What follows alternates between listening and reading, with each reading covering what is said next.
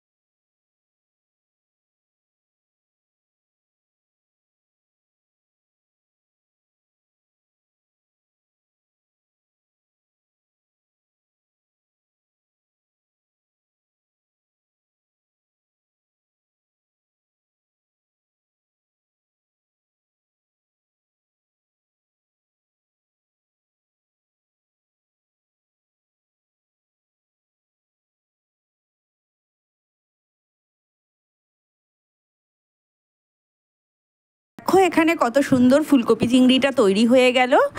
এইবারে একটু গরম মশলা গুঁড়ো দিয়ে নিলাম। আলুগুলোও সুন্দর করে সেদ্ধ হয়ে গেছে, এবার নামিয়ে নেব। দেখো ঢেলে নিয়েছি একটা পাত্রে। চলো দুপুরের খাওয়া দাওয়া শুরু করে দিই। প্রথমে না আমি ফুলকপি চিংড়ি দিয়ে ভাতটা এত তৃপ্তি করে খাচ্ছিলাম যে ভিডিও নিতেই ভুলে গেছি। আর এইখানে লাস্টে খেয়ে নিচ্ছি ফুলকপি আলুর মাছের ঝোল। এটা পাতলা করেই করা হয়েছিল, পেঁয়াজ টেয়াজ কিছুই দেয়নি, শুধু আদা বাটা দিয়ে বানিয়েছিল আমাদের রান্নার দিদি।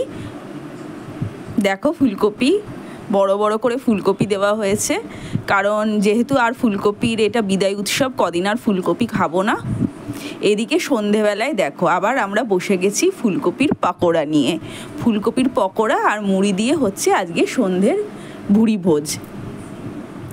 একটু ফুলকপিগুলো আমাদের দিদি ভাপ দিয়ে নিয়েছে, একটু ভাপ দিয়ে ফেলে দিয়েছে তারপরে। আর এই ফুলকপির বড়া আর মুড়ি খেতে খেতে আমি করছি ল্যাপটপে কাজ। চারিদিকে সব ছড়ানো ছিটানো পড়ে রয়েছে। আমার বইয়ের মধ্যে আবার দেখো রয়েছে পঞ্জিকা। আসলে না মা এখন পড়তেটা ঠিক পারে না, তো ওই জন্যে আমি একটু মাকে পড়ে টড়ে বুঝাই, মানে কবে কি দিনক্ষণ পরে মা মাঝে মাঝে জিজ্ঞেসও করে। এমনি মেয়ে যেহেতু মনে তো আছে যে কবে, হয়তো জিজ্ঞেস করছে কিরে কবে অন্নপূর্ণা পুজো, চট করে একটু পঞ্জিকাটা দেখে মাকে বলে দিই। আর এই বলতে বলতেই মুড়িটা খাচ্ছি। ফুলকপির যাই বলো, ফুলকপির পকোড়া খেতে কিন্তু খুবই ভালো লাগে মুড়ির সাথে। তোমাদের একটু দেখিয়ে দিলাম। খুবই সুন্দর হয়েছিল। ভেতরটা মানে ভালো মতো ফুলকপিগুলো সেদ্ধ হয়ে গেছিলো, আর ওপরটা কড়কড়ে। আর রাতে দেখো এই তরকারিটা আমরা সবাই খুব ভালো খাই, যেহেতু গরম পড়ে গেছে রাতের বেলায় আর মশলাদার কোনো তরকারি নয়। ফুলকপি আলু কালো জিরে কাঁচা লঙ্কা দিয়ে আর ধনেপাতা দিয়ে একটা পাতলা ঝোলঝোল তরকারি করা হয়েছে রুটির সাথে খাওয়ার জন্য। তাহলে এই হলো আজকের আমাদের ফুলকপি পর্বের খাওয়া দাওয়া, বিদায় পর্বের ফুলকপির বিদায় পর্বের খাওয়া দাওয়া। তোমাদের কেমন লাগলো আজকের ভিডিওটা অবশ্যই লাইক শেয়ার কমেন্টের মধ্যে দিয়ে জানিও।